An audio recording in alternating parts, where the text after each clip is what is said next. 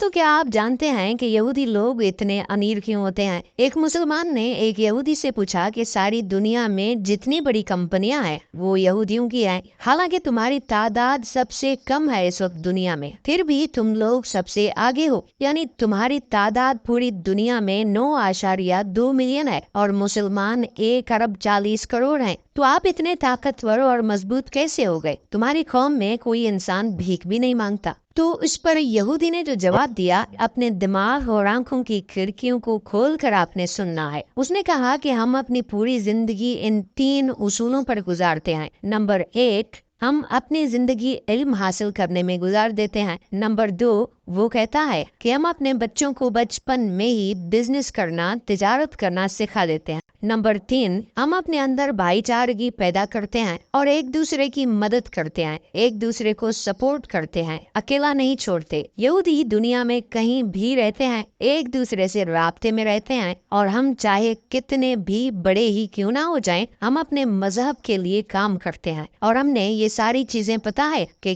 किससे सीखी हैं? वो यहूदी कहने लगा कि ये सब हमने तुम्हारे नबी हजरत मोहम्मद सल्लल्लाहु अलैहि वसल्लम से सीखी हैं। अल्लाह अकबर। मेरी बहनों और मेरे भाइयों, ये सब बातें आपको बताने का मकसद सिर्फ ये है कि दूसरे लोग हमारे प्यारे नबी सल्लल्लाहु अलैहि वसल्लम को फॉलो करके कामयाबी हासिल कर रहे हैं और हम मुसलमान हैं जो दुनिया वालों को फॉलो करने के पीछे लगे हुए हैं। तो अगर आप भी कामयाबी चाहते हैं तो अपने नबी सल्लल्लाहु अलैहि वसल्लम की जिंदगी को फॉलो करें। दुनिया में भी कामयाब रहेंगे और आखिरत में भी इंशाअल्लाह कामयाबी हासिल होगी। हमारे नबी करीम सल्लल्लाहु अलैहि वसल्लम ने फरमाया, तफर्रकों में ना बटो और रस्सी को मजबूती से पकड़ो। आज हम तकसीम हो चुके हैं। आज हम सुन्नी हैं, देवबंदी हैं, शिया हैं, अहले हदीस हैं, वहाबी हैं। इस तकसीम ने हमें तोड़ के रख दिया है। हमें कौम नहीं बनने दिया, हमें उम्मत नहीं बनने दिया। वो क्या है कि हमारे रिमोट कंट्रोल कहीं और से चल रहे हैं। उनका बुनियादी मकसद ये है कि इनको तकसीम करो